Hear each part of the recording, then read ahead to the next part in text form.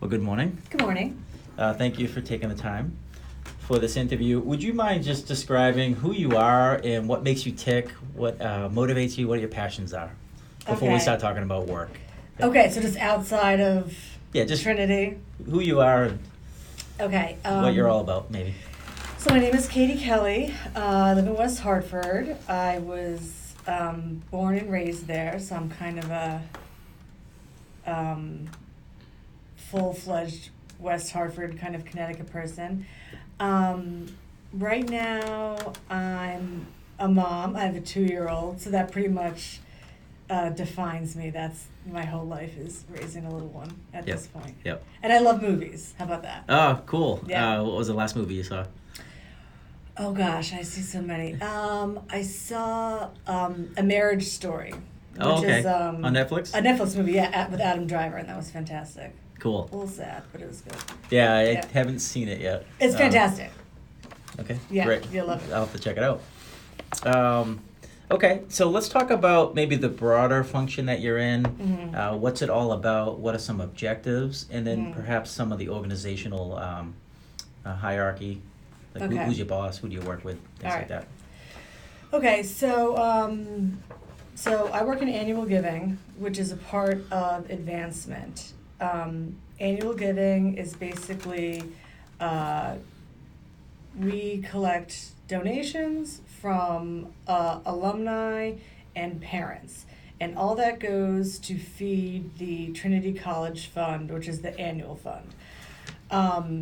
It's kind of a mostly misunderstood area of the college. There's this misconception that tuition pays for someone's experience at college, and that's not true. Tuition only pays for about, I think it's like 75%. So there's this whole other gap in the expenses that's made up from donations. So me and the rest of the people on the annual giving team, we collect those donations to pay for the kids' experience. Got it. So about 25% of the expense, or 20-ish? Yeah, well, it's the annual fund is 8%, because I think it's there's a couple other things, like endowment covers some of it. So there's the big piece of the pie is tuition, and then there's like endowment, ancillary funds, and then 8% is annual fund. And that 8% equals roughly about $9 million. Okay. So it's a small percent, but a large dollar Large amount. number. Yeah, got it. Okay. And then your role, and then where does that sit in the organization? And then maybe talk about higher and lower. Sure. So, I'm the associate director. I mostly work with volunteers. So we find that people would rather hear from a Trinity alum than from someone that works here. So my job is to talk to the Trinity alums and teach them how to ask for money, best practices, stuff like that, and kind of be their liaison in their fundraising. Got it.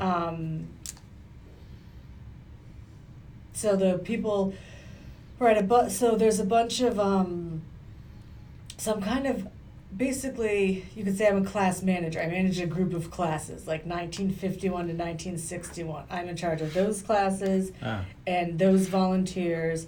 And then there's other people on my team that have bunches of classes.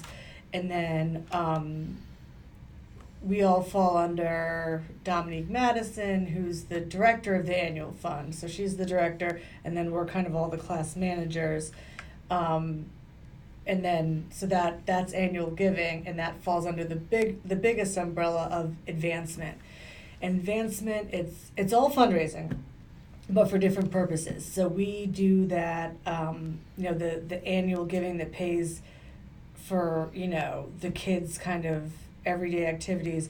And then there's people that'll do, so like another division could do big fundraising, like the chapel renovations. That's going to be millions and millions. The scaffolding alone is going to be $1 million. So it's still fundraising, but it's a different ball game. It's for other more of like a capital campaign. Right. Yeah. Sure. You could say that. Okay. Yeah. Yep. Got it. All right. Excellent. what has you excited about your class that you're in? Is it 51 to 60? Yes. Okay. Yeah. Yep. All right. So I have the older guys, and I say guys because it's all guys. It's a guys club? Yeah. Yeah. Well, because there's no women. These guys went here at a time where Trinity didn't accept women. Okay. And I love these guys. They are so passionate about Trinity. They have so many fond memories. It's like a different breed of person. Like whenever I meet with them, they've got their little Trinity tie on or their Trinity hat. They have so much pride. They're such good people that have loved Trinity for such a long time, and it's just it's a joy to work with them. I really appreciate the classes that I work with a lot. Okay, great. You mentioned that people like to hear from Trinity alums. Can you elaborate on that? Like, who are the people, and how would you describe an alum? Just a graduate? Sure, yeah. for So an example? alum is just, someone who graduated. So we solicit alums. So when I say they want to hear, alums want to hear from other alums, right? Because there's a connection there. So rather than hearing from Katie Kelly, who's an employee of Trinity, they want to hear from, Stacy, who is in their chemistry class, because then it feels more personal. So that's what we try to do, is get together volunteers that reach out to people so it feels more personal and heartfelt than just, like a cold call coming from an employee that has no, connection other than this is like where I get my paycheck, you know. And how did you learn that? Was that from feedback from alums? Yeah, I mean, that's just kind of, that's what's a good word for it? That's just, that's how it is with everything. That's just like a well-known fact. I guess you could say that it's peer-to-peer giving. I'm sure there's some study somewhere that backs that up, but that's just kind of, we always say that we want, peer-to-peer giving. So we're kind of like the puppet masters, pulling the strings, but we have other people doing the asking for us. Got it. Yeah. Okay. And then there's a particular process that we want to examine around video promotions or promos. Yeah. Could you describe that a bit? So first, it's been kind of downgraded from videos to just interviews. Our end game was to kind of have these video interviews, but that's far down the line because we're having trouble even just like getting the first part off the ground. But so essentially, another kind of thing that someone came up with is that the more people are engaged, the more likely they are to give. So, which just kind of makes sense. If you're disconnected from the school, why would you give back? So, I think it was Georgetown University, they did a whole study on this that we've been kind of mimicking in a way, which is what they did is they went out and interviewed alums, which makes them feel special and heard and appreciated, and then they used that as the kind of opener to then ask them for money. So that the end result or the end game is the same. We want people to give back to the school financially, but this is a different approach. So like I said before, one of the things that I mainly work on is the peer-to-peer ask. This is another thing that we're just trying now, which is what if instead of asking, we simply make them feel good, and then on their own, they will give. So the program that I've been working on is using students. Again, that's kind of more the peer-to-peer too. It's not, like someone suggested, let's just hire a company to do this. And it's like, no. It needs to be this like Trinity people calling Trinity people. So I hire students, and then they call alums and interview them, and then we post the stories on a blog. And the hope is that the people that are interviewed will then be compelled to give back because they feel closer to the school. Got it. Let me just take one step back. Why is this initiative important? I guess it's important because the annual fund is the lifeblood of the school.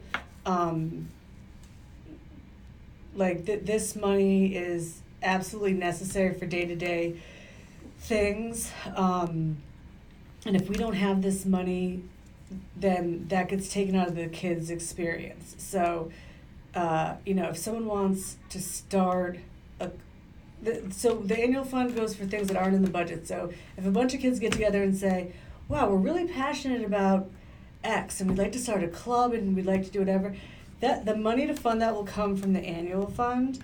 And that's a huge part of their experience, is like having these ideas and getting this stuff off the ground. And so if we don't raise this money, then the kids aren't going to get to do the things that are important to them. Got it. So that's why it's important, because this initiative is going to drive people to give money that we're just giving right back to the kids. So Okay. Are you trying to maintain or capture new revenue? New. Okay. Yeah. So did this come out of a particular planning process? I don't know exactly how to answer that. So the director of advancement, who's Chuck Fidolfi, this was kind of his idea. So maybe he was part of a whole planning thing, but basically he just came to me because I work with the students. Another part of my job is we have students call people and ask them for money. So he knows that I work with the students. So he came to me and said, do you think the students would be interested in doing these interviews? And he talked to me about the Georgetown thing. So I don't know the genesis of it other than Chuck came to me and he'd already kind of thought this through. Got it. Okay, Yeah. Great. That was very helpful. Thank you. Okay. All right, so you began to talk about a process there where you hire students and so on. Could you just describe more around the process steps to get something onto the blog? And then when it's on the blog, what do you do? And just describe out more of those steps. Right. So I have a staff of students, normally about 15 people, and then so how we started, because we've done this one time. How we started was we had one of the professors, Stephanie Chambers. We had her, again, kind of peer-to-peer. We had her write an email to everyone who is graduated with a poli-sci degree. And she wrote an email, like a mass email to them, and said, we want to hear your story. How have you used your degree? What have you been doing since you left Trinity? So that went out. So that was kind of step one. And then within the email it said, get back to Katie Kelly, me, if you'd like to be interviewed. So the next thing that happens is I'm inundated with 200 people saying, I want to be interviewed. Yep. And now we begin with the part that we need help with. Yep. So we weren't expecting 200. We thought hopefully 20. So now I have 200 people that say, I want to be interviewed. So I take those names, put them in a spreadsheet, just like a simple Excel thing to do some tracking, and then I start just randomly giving them to kids. So it's like, okay, Diana, here's 4 people. I want you to contact them and say, I got your name from Katie Kelly. I understood you want to be interviewed. What's some of your availability? And then it's up to the kids, or students rather, to schedule it. So it can be a Monday morning, it can be a Friday night. It's whenever the student and the alum have free time. Mm-hmm. So no one's coming in here. I kind of give it to them and they go off and do it. So everyone's assigned a student, and then the student reaches out to them. They set up a time to do a call, and then they do the call, and they're supposed to record it, which gets to the second kind of tricky part. we never thought of a good way to record it. So when you say record, are you talking video or audio or whatever? Audio. Audio. Audio. Okay. Yep. So I would say to the kids, find a way to record the call. If it's calling on speakerphone and recording it on your phone, if you can find an app, I don't care how you do it, just get it done. Which isn't the best way to do it. It should be use this method to record your call. And you learned that afterwards, or? No, we knew we should have done it, but we couldn't think of anything. I mean, it was just a pilot project, and we just wanted to go, and Chuck and I looked around for apps and recording things and transcribing, and we couldn't find one that we loved. And so all these kids are so resourceful and probably smarter at this stuff than we are. So I said, just find a way to do it. And then if some kid said, oh, I found a good app or a good recording thing. I think most people have iPhones and there's a voice memo thing, so we had a lot of them using that, but there might be better ways to do it. Okay. You know. Okay, so they performed the interviews, and then what was the next step after that? So then the next step was transcription, which that got a little brutal. I think some kids would play it back and just type it out. Other kids found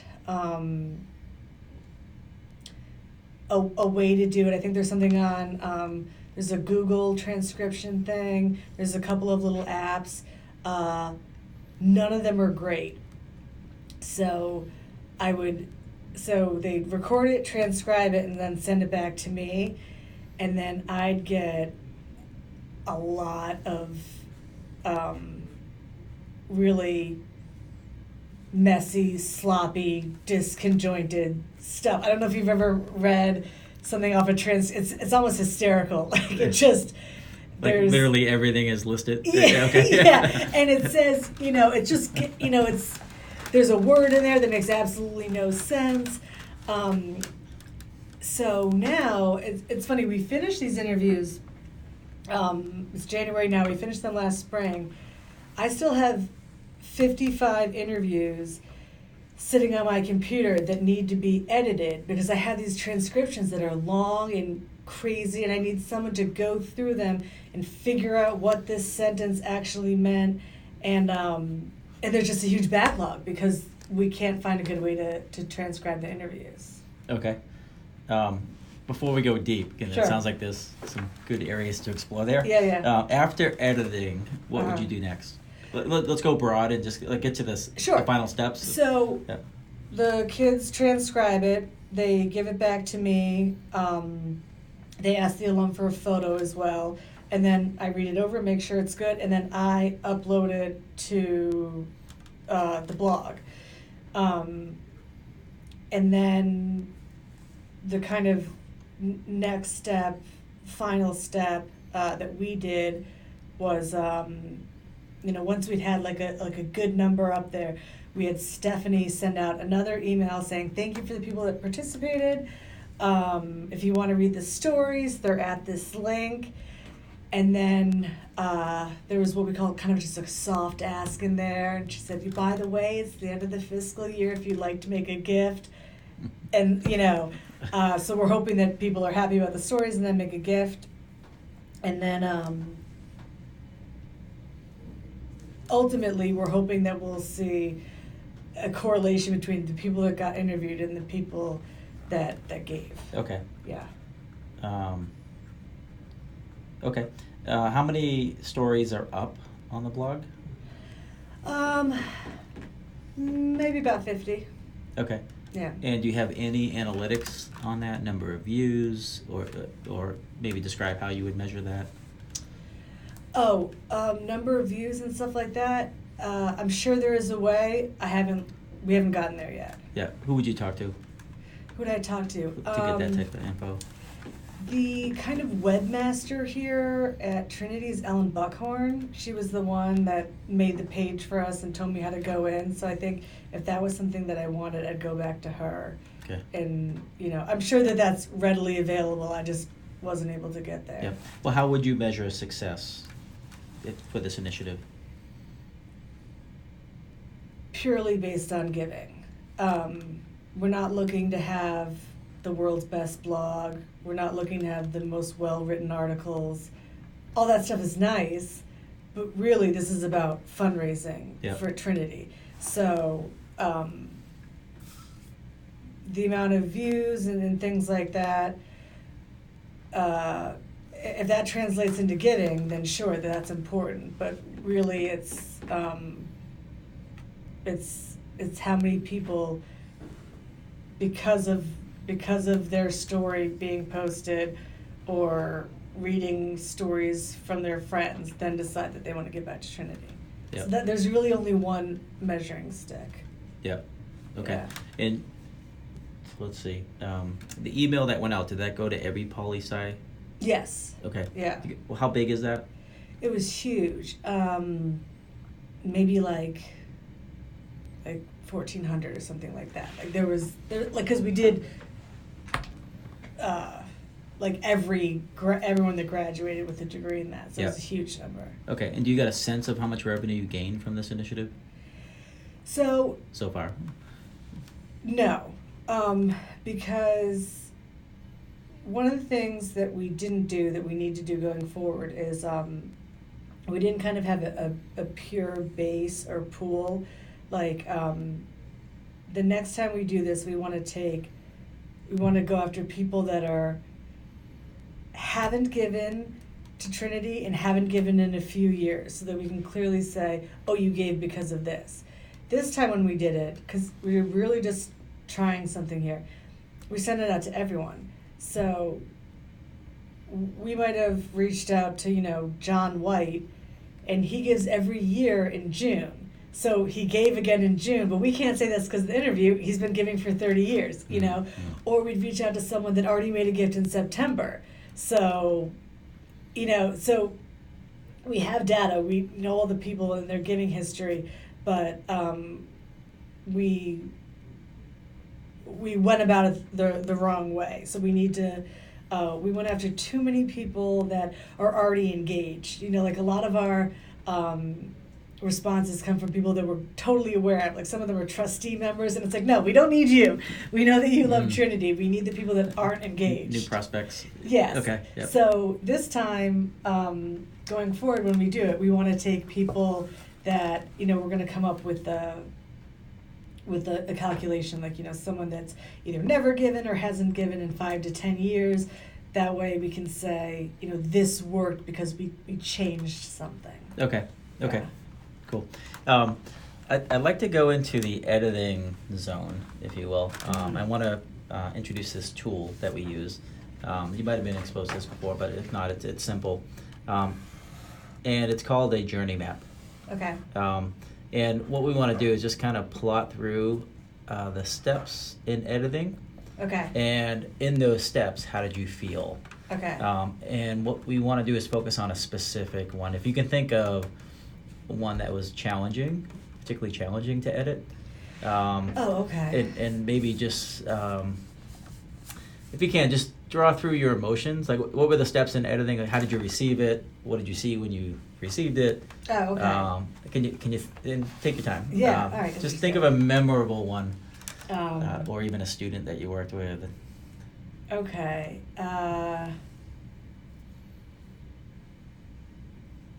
Well, yeah, okay, so yeah, one jumps to mind. Yep. So the student sends it to me. It says, one of these supposed to be a frowny face? Oh, I'm sorry, I did that wrong. Yeah, Yes, they're both yes, happy. please. Yeah. Okay. Yeah. It's gonna be all sad. So okay, so the first thing is that the student sends it to me. So that's step number 1. Okay. So is that like When you receive it in your inbox, how does that make you feel? very sad? Why? Because this particular interview, almost none of the sentences made sense. So some of them it's like, oh, I see, it says the car is red. I just take out one of the reds, the car is red. But some of these, it's hard to say, but it won't even be like a sentence. It's, I worked this company, left, back June. And it's like, you left what does that mean? And so I know it makes me sad because that's going to be a ton of work. I'm going to have to go back to that guy and say to him, okay, like I'm going to have to now work with him and say, what did you mean here? And if it's 4 pages of that, that's a tremendous amount of work. Yeah. Would that be you that goes back to the alumni? So,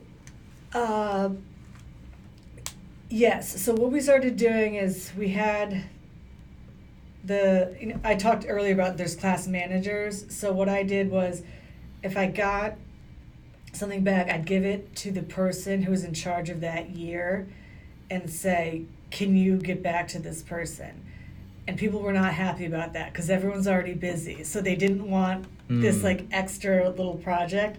So going forward, we want to keep the people on my team out of that process because it was a lot of extra work for them on a project that's not theirs. And so I don't think it was appreciated. Got it. Is this work on top of your day job? Yes. Okay. Yeah. All right. And how busy are you? Pretty busy. I mean, it's a full job, you know. Yeah. So yes, this is kind of an extra project. And we were hoping that, because, you know, we're fundraisers, not professional interviewers and like blog writers. So but it does help us. What we were hoping was that this would become successful and get someone's attention, and then we could move it to a different department. Hopefully communications. Okay, because that's what they do. Yeah. They edit things and this is them. Yeah. But have you considered collaborating with them at the front end of this, or? Yeah, we tried a little bit. We did work with them. We sat down with them, but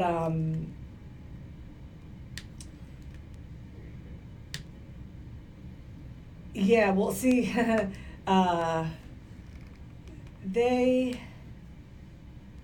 they're extremely busy. So if we go to them and say we have 100 interviews that we want you to edit, they'll say great. We'll get back to you in a year with, you know.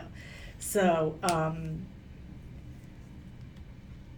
yeah, it's hard to answer. We tried to collaborate with them, it didn't quite work. Yeah. Yeah. Okay. How did you feel coming out of that conversation? The collaboration discussion. How did I feel? I'm not sure because I think it's tricky because once you get communications involved, they care a lot about the final product. That's what they do. I care about the bottom line. So it was a hard relationship because, to be quite blunt, if something goes up that's not the best, most interesting interview ever, I don't care if it made the person happy.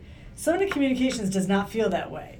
They don't want a bad interview to go up. So something that I deem worthy of posting, they would not. So they slowed us down a little bit. But for good reasons, because they have a different objective. Are they involved before you post, or do you have like post freedom? We have post freedom. Okay. Yeah. Yep. Any feedback from them on your postings, or?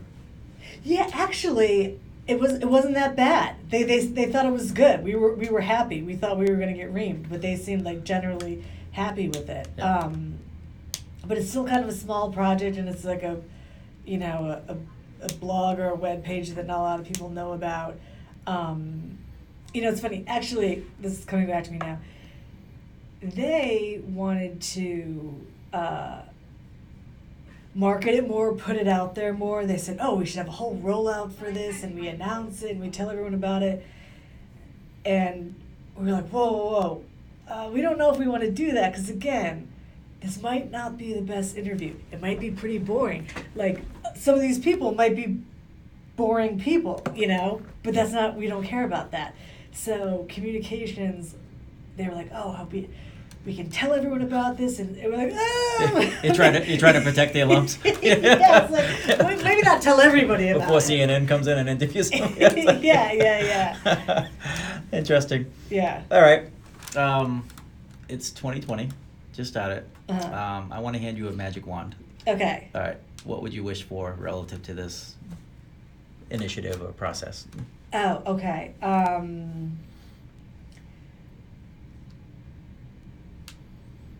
What would I wish for? I guess one, if there was some way to streamline and assign the incoming interview requests, and I could just sit back and watch that happen, that would be great. Assigning them and then keeping on top of the kids and saying, have you done this and have you whatever, took up a huge amount of time. So if I could just say, poof, these have all been assigned and I know the kids are going to give them right back to me, that would be awesome. Mm-hmm. And then the same goes with the kind of transcription editing. If we could go from we conducted this interview to it's ready to go up on the blog, if we could shorten that, that would be fantastic. Mm-hmm. Those are the two big things that take up the most time. Yeah. Got it. Okay. Let's see what else I have. Are there any business rules or administration rules from Trinity College associated with this, legal or otherwise? Any constraints you have to live within? I don't. So no, nothing quote unquote legal, but we care deeply about people's feelings. So one thing that I guess maybe there should be something that they like sign saying that they're okay with it. But one thing we do is we send them the final interview and say, are you happy with this? And then we don't post it until we get a yes, because it would just be so counterproductive if someone wasn't happy with the interview. Right. So that's not necessarily a legal thing, but it's in that world because we don't want to go forward unless they're happy with the final product. Okay. So one of the last steps is the alum reviews the posting yeah, before it goes I guess up. I left that out. Yeah, we say, you pick your picture, so that it's the best pick, it's the best picture you think, and then you go over the story. And it's interesting and maybe not apropos the situation, but a lot of people make a lot of changes to their interview. Because I think on the spot when you're being interviewed, you're maybe not as eloquent as you want to be. And so then we'll give it to someone and they'll usually make a ton of changes. And we're fine with that. We're fine with that because we want you to be happy. Yeah. Yeah. Is there a trade-off with that? No. Okay. No, I don't think we lose anything. Okay. Yeah. Got it. All right. Yeah, I think that might be it. Yep. Great. All right, so I'm going to close the interview. Okay. And thank you for your time. You're welcome.